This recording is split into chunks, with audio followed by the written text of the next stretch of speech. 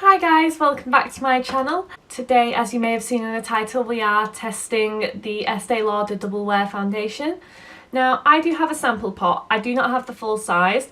I managed to get those for free with a voucher from the Estée Lauder counter. Now, I work for the NHS.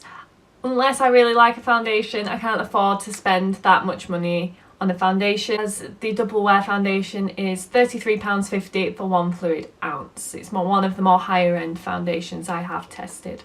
I picked up this shade 1C1 Shell, which is the lightest shade. This foundation does come in 50 shades, which is an amazing shade range. However, like the lady said at the counter, and how I've kind of noticed on the website, there aren't that many very light shades and there aren't that many very dark shades. It feels like they have the undertones going for them. They have like the yellow, pink, neutral undertones listed on their website, which makes it quite confusing, to be honest, to try and find a shade online. So it might be better if you go to a counter and swatch the shade, try and see what's right for you. But like I said, there aren't that many dark shades, so people with a darker complexion are going to struggle to find a shade that matches them, and people like me with really pale skin are going to have a bit of trouble trying to find a shade that matches them. So let's have a look at the claims. So basically it's supposed to have 24-hour staying power, look flawless all day, and look natural through heat, humidity and non-stop activity. That's not going to happen today. No exercise suggests. It feels lightweight and comfortable and won't change colour, smudge or come off on clothes. Now, the flawless look you see in the morning is the look you keep all day. Makeup with a convenient reusable pump.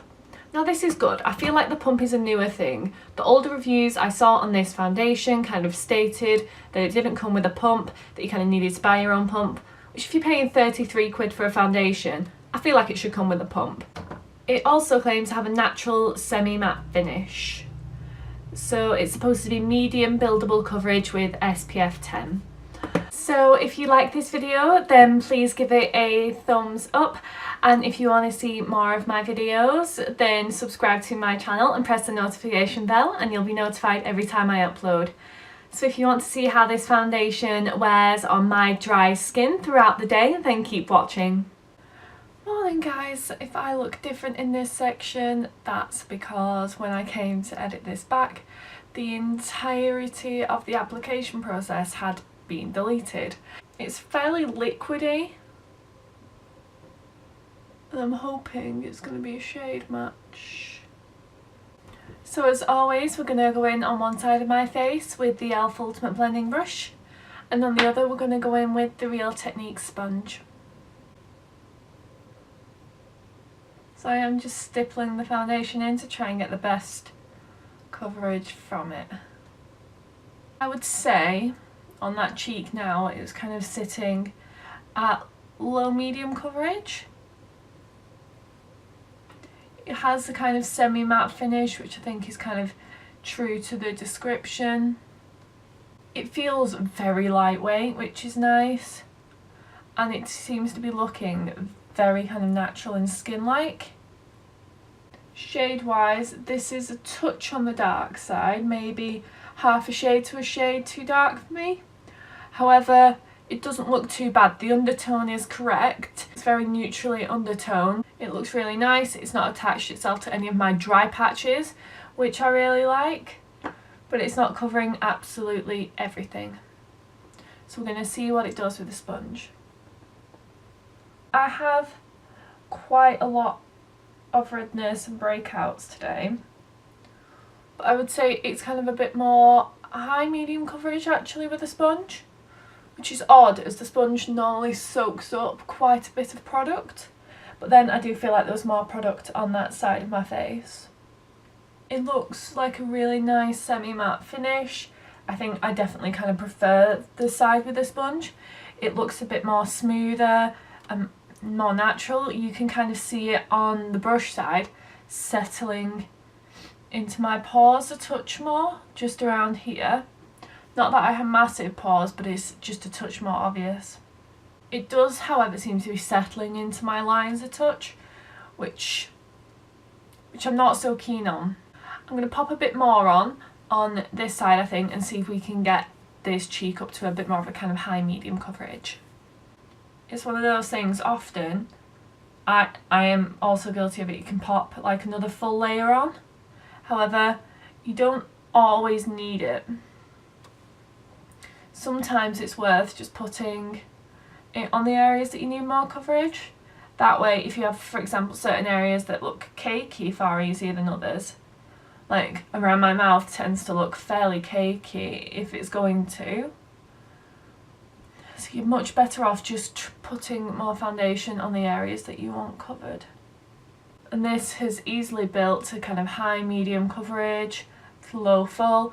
It looks really nice, really skin-like, and it's blending fairly well with my neck. I don't feel the need to drag foundation all the way down my neck, which is really nice because it doesn't waste so much product then. With that second layer, it started to look a touch more on the makeup-y side. However, I don't mind it. It doesn't look super makeup-y, it does look to the kind of more natural end. But no, it's really nice. Has covered nearly all of my imperfections. I'm really happy with it, really happy with the finish. I think what I'll do is I will pop my makeup on and I'll be right back. So I finished up my makeup, and to be honest, I didn't expect this to happen. I was going to go all boring and neutral like I normally do, but it's Easter. I thought I would pop on some yellow. I have my little Easter egg sat right here from Sam. He got me the avocado one because I'm a basic bitch apparently for eating avocado toast and eggs. But anyway, back to the makeup. And I'm really liking the foundation actually. I feel like I could build it to medium to full coverage quite easily. I feel like though it has oxidized a couple of shades. If you have a look at my neck, since I applied it, it has gotten darker. So I didn't bronze up my face today. I just felt like I would look properly dark, and that is not what I needed. But yeah, I'm really liking it. I didn't have to powder my cheeks. Products blended really nicely on top, which I'm really happy about. As long as it doesn't settle any further into my lines, I'll be happy. But it has started to settle a touch. I feel like it looks very natural and skin-like. But I think we'll see how it holds throughout the day. So on the rest of my face, I used the Revolution Conceal and Define Concealer. To powder my under eyes, I used the Cotier Spun Powder in Translucent. For contour, I used the e.l.f. Eyebrow Kit in Light. For my blush, I took this shade here, and for my highlight and inner corner on my eyes, I took this shade here from the Sugar and Spice palette by Revolution. On my eyes and eyebrows, I used the Revolution Redemption palette, and for that pop of yellow in the middle, I used the BH Cosmetics Back to Brazil palette. I actually have a recent video where I swatched all of these colours, so if you want to check that out, I'm going to link that in the description box down below. For my mascara, I used the Origins Ginseng Brightening Mascara. On my lips, I used the NYX Soft Matte Metallic Lip Cream in Dubai. To set my face, I used the Revolution Fixing Spray, the illuminating one. I'm liking it more than I did when I tested it in my Revolution video, which I'll also link down below. I still don't feel like it's very illuminating, but I feel like it does quite well in setting my makeup and making it melt together. So I thought we'd change it up for the check-in today, and I thought I'd sit in front of my window with a lot of natural light on me. But I'm liking the foundation actually. I've had it on for just over 4 hours now, because I finished my base at 12. I was editing back and realised I hadn't included when I finished my makeup. But anyway, I've had this on for 4 hours and I'm really liking how it looks on my face. It's held the product really well. It still looks really natural and skin-like. I don't see too much of a shade difference in the natural lighting. I see a little bit. I see a shade or two difference. I'm not liking it a massive amount on my forehead. It looks better than many foundations, don't get me wrong. I don't see too much dryness, but the lines are severe. I think I would have to kind of carry my sponge around and sponge those lines out, which I'm not super keen on doing, but I probably have to do that for most foundations. But I'm actually really liking it. I think it's wearing really nicely. My highlight has held up really well. My highlight rarely holds up this well. I just think it looks really beautiful today. I'm just really enjoying my foundation. So I'm really hoping it lasts well throughout the day. I think later tonight we'll see, and that's the true test for me.